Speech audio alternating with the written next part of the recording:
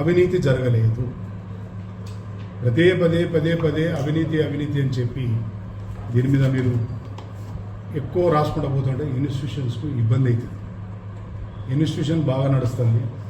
54 సంవత్సరాలు దీని సేవను రైతులు, కన్జ్యూమర్సు, డొమెస్టిక్ సంబంధించి కానీ కమర్షియల్ సంబంధించి కానీ వాళ్ళందరికీ 54 సంవత్సరాల నుంచి సేవ చేసింది. ఎక్కడ కూడా ఇబ్బంది కాలేదు.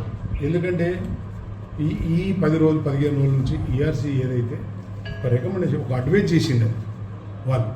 ఎందుకంటే మీకు అందరికీ ఈఆర్సీ ఇచ్చిన పేపర్లందరికీ మనిషికి ఒక పేపర్ ఇస్తారు. మీరు అందులో ఎవరితోనైనా మీరు చూడండి, ఎక్కడ కూడా లీకేజీలు అనేది ఉన్నది తప్ప దాన్ని సెటరైట్ చేయమని చెప్పి మాకు జూలైలో మాకు ఇవ్వడం జరిగింది. జూలై నుంచి ఇప్పటి వరకు మేము 2010 జనవరి 23 నాడు మేము ఛార్జ్ తీసుకున్నప్పటి నుంచి ఇప్పటి వరకు 9 నుంచి 11 కోట్ల డిమాండ్ ఉండేది. మా పాలకవర్గం వచ్చిన తర్వాత మా పాలకవర్గం నిర్ణయాలతోని కొత్తగా వచ్చిన ఎండి, కొత్తగా వచ్చిన ఏవో గారు మేమందరం కలిసి 19 కోట్లకు డిమాండ్ తీసుకొచ్చినాం.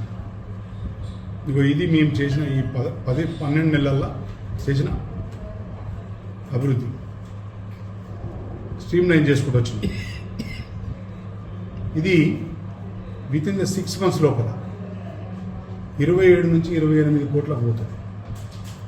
ఈఆర్సీ ఇచ్చిన దాని మీదనే మేము డిమాండ్ నోటీస్, ఎస్ఎస్ఐ యూనిట్లకు డిమాండ్ నోటీస్ ఇచ్చినాం. 2020 కొత్త జీవో వచ్చింది. ఆ జీవో ప్రకారంగా అప్పుడు 2020లో ఆ పాత పాలకవర్గం ఉంటే యాక్చువల్గా వాళ్ళే చేస్తే అయిపోయేది, వాళ్ళు చేయలేదు. చేయని దాన్ని మేము వచ్చిన తర్వాత ఫస్ట్ స్టెప్ అది తీసుకోవడం జరిగింది. ఈఆర్సీ ఇచ్చిన రూలింగ్ ప్రకారంగా ఏవేవైతే మనకు ఉన్నాయో అవన్నీ ఇంప్లిమెంట్ వన్ బై వన్ చేసుకుంటూ వస్తేనే లీకేజీలు ఎక్కడెక్కడ ఉన్నాయో ఆ లీకేజీలు అన్నింటినీ కూడా పూర్తి స్థాయిలో తీసుకొచ్చి 19 కోట్లకు వచ్చింది. ఇంకొక 5-10% ఉంది, అవి కూడా చేసేస్తే చెప్తున్నాం విత్ ఇన్ ద 6 monthsలో 6 months తర్వాత మనం 27 కోట్లకు పోతాం.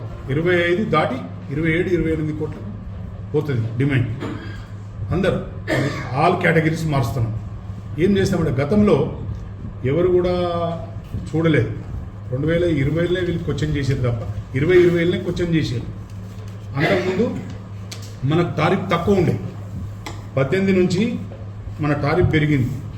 యాక్చువల్గా డొమెస్టిక్ ఒక టారిఫ్ ఉండాలి, కమర్షియల్కి ఒక టారిఫ్ ఉండాలి, తర్వాత మిగతా ఏవైతే అగ్రికల్చర్ ఒక టారిఫ్ ఉండాలి.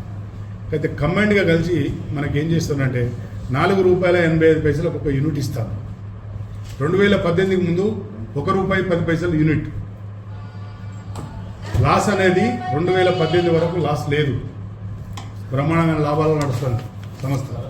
ఎప్పుడైతే టారిఫ్ పెంచిర్రో ఒక యూనిట్కు ₹4 చేసినరో అది మొన్న 2023 మేము వచ్చేసరికి ఇంకా 5 పైసలు పెంచి ₹4.85 ఒక యూనిట్ కొనడం జరుగుతుంది.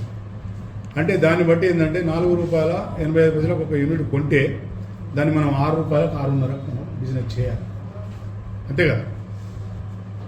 అది ఆ లోటు బడ్జెట్ ఏర్పడి ₹1.10 నుంచి ₹4.10 పోయి విత్ ఇన్ ఈ 5 సంవత్సరాలల్లో తాపకు 5 పైసలు, రూపాయి, 5 పైసలు, 10 పైసలు పెంచుకుంటూ ఈఆర్సీ ₹4.85 వచ్చింది. ఈ సంవత్సరం ఇంకెంత వేస్తుందో తెలియదు మనకి. ఈ బకాయి 545 కోట్ల బకాయి ఉన్నది ఎంపీడీసీఎల్కి అని చెప్పి ఇది స్ట్రీమ్లైన్ అవ్వడం కష్టము అని చెప్పి, సర్వే కావడం కష్టం అని, నడపడం కష్టం అని చెప్పి వారు ఒక అడ్వైజ్ చేశారు అంతే ప్రభుత్వం. కానీ ప్రభుత్వం ఎలాంటిది మాకు ఒక నోటీస్ కానీ ఎలాంటిది తీసుకోలేదు. నేను ఎందుకంటే నాకు నమ్మకం ప్రభుత్వం సానుకూలంగా ఉంటుంది. ఎందుకంటే 2,90,000 కన్జ్యూమర్స్ ఉన్నారు. గత 54 సంవత్సరాల సేవను అనుభవిస్తారు. మనకు డిస్కమ్కు తేడా అనేది మీ అందరికీ తెలుసు. మనకు ఏ రిపేర్ అయినా ఏ కనెక్షన్ తీసుకున్నా విత్ ఇన్ ద 1 day ఇచ్చేస్తాం. ఏదైనా ట్రాన్స్ఫార్మర్ రిపేర్ కావాలంటే కూడా ఇమ్మీడియట్లీ మాకు వచ్చిన నోటీస్ వచ్చిన ప్రకారం విత్ ఇన్ ద 12 గంటల్లో మనం రియోగ్ చేస్తున్నారు. ఒక ట్రాన్స్ఫార్మర్ వచ్చి ఫెయిల్ అయి వస్తే ఆ ట్రాన్స్ఫార్మర్ అన్ని మళ్ళీ 12 గంటల్లో మనం చేయగలుగుతాం. అగ్రికల్చర్ కనెక్షన్స్ కూడా దాదాపు మేము వచ్చిన తర్వాత ఈ 1 ఇయర్లో ఒక 3,000 నుంచి 3,500 మేము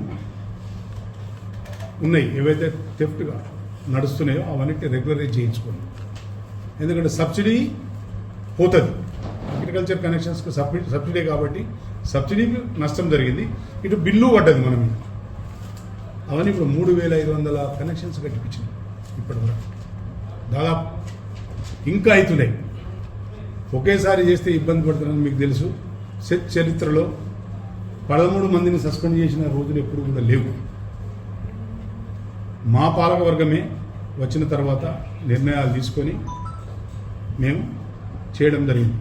ఇప్పుడున్న ఎండి కానీ మిగతా ఆఫీసర్స్ కానీ మా పాలకవర్గం కఠిన చర్యలు తీసుకోవడం జరుగుతుంది. రాబోయే రోజుల్లో కూడా ముందు జరగలేదు, ఇప్పుడు జరగదు, రేపు రాబోయే రోజుల్లో కూడా ఎక్కడ కూడా అవినీతి జరగకుండానే పరిపాలన చేస్తాం. ప్రజలకు అదేవిధంగా కన్జ్యూమర్స్కు సేవ చేయడానికే ఉన్నది. ఈ కుర్చీలో అంటే పార్టీస్కు సంబంధం లేకుండా నాన్ పార్టీసీ గుర్తులతో మేము వచ్చి కోఆపరేటివ్ ఎలక్షన్లో ఎలక్ట్ అయ్యాం. మాకు అందరు సమానమే. కాబట్టి దయచేసి దీనిలో పార్టీలను చూపించకండి, దీన్ని పార్టీల రాజకీయ రంగు దీన్ని పూయకండి. సంస్థను కాపాడుకోవాల్సిన బాధ్యత మనందరిపై ఉన్నది. దయచేసి ముఖ్యంగా ప్రెస్ మిత్రులందరూ కూడా ఎక్కడ కూడా అవినీతి అని ఎక్కడ కూడా ఇవ్వలేదు. ఈఆర్సీ అడ్వైజ్ చేసింది. ఎక్కువ బకాయిలు ఉన్నారు కాబట్టి ఇది నడపడం కష్టమవుతుందేమో ఆలోచన చేసి ఒక అడ్వైజ్ పంపింది. అది నిర్ణయం ప్రభుత్వ నిర్ణయం ఉంటుంది. కాబట్టి దీనికి చాలా ఉంటాయి, తతంగాలు బాగుంటాయి. దీనికి నేను తర్వాత మళ్ళీ మీకు చెప్తా. నేను ప్రభుత్వం కూడా అప్పీల్ చేసుకుంటున్నా. మన 2,98,000 మంది కన్జ్యూమర్స్ తరఫున వారికి అప్పీల్ చేసుకుంటున్నా. ఖచ్చితంగా అందరినీ కలుస్తాం.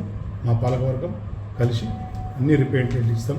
వాళ్ళకి మొత్తం టోటల్ నివేదిక కూడా ఇస్తాం. కాబట్టి తీస్తాను. ఎక్కడ కూడా వారిచ్చిన లీకేజీలు ఇప్పటి వరకే 80% అమలు చేస్తున్నాం. ఎస్ఎస్ఐ యూనిట్స్కు బ్యాక్ బిల్లింగ్ కూడా రేపు వేయడం జరుగుతుంది. 100%